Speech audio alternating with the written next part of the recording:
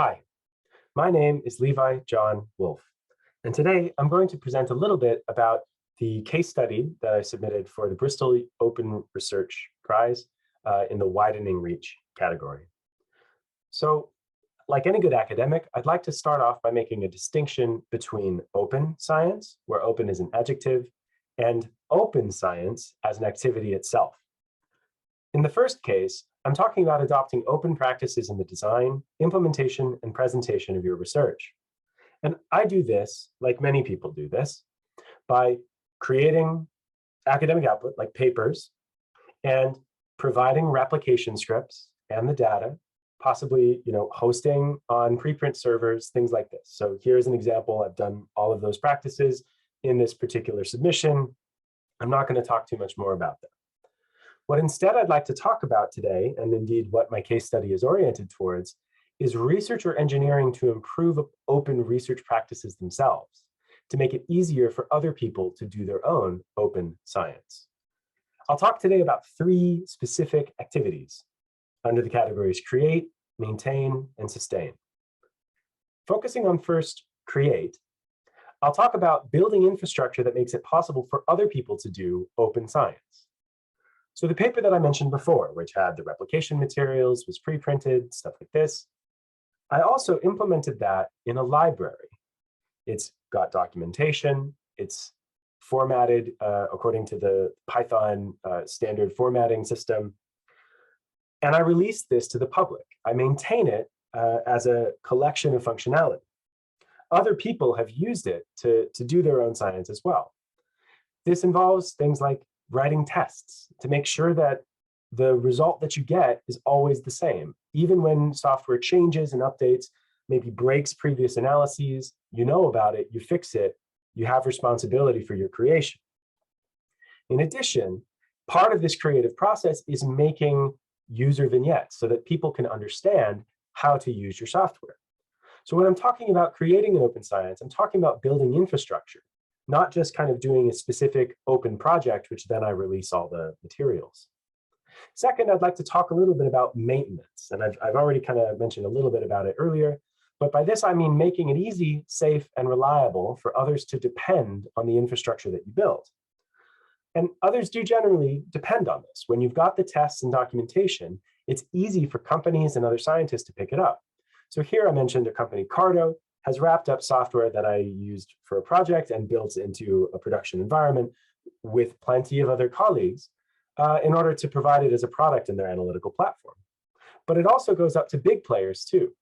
Microsoft, in their planetary computer product for global kind of urban climate or global climate research, uses stuff that I and others make and maintain, namely the Contextually and GeoPandas libraries, as part of their kind of way of analyzing climate data.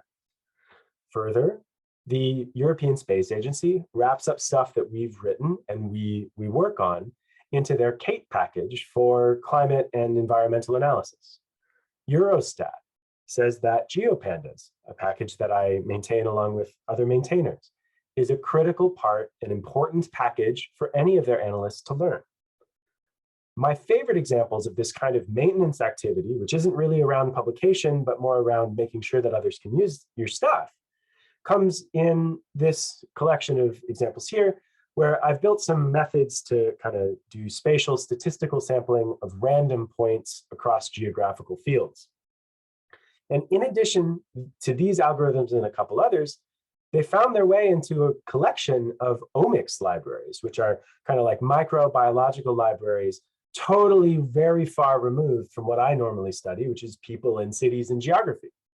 But yet it's there because you make it stable, reliable, you document it, people will build on it. Even if they're not doing what you're doing, you're building infrastructure and maintaining it as part of a shared community. Another example of this, Nicholas Fernandez, a senior computational biologist at VizGen, was using some of our code to look at slices of mice livers. And unfortunately, he found a bug in some of the stuff that we wrote. So I went through, fixed the implementation, and released it to make it easier for him and his company to do what they needed to do. This is not an academic output, but it's part of maintaining what you build in open science. And I do this as a matter of course for everything that I make, build, and publish.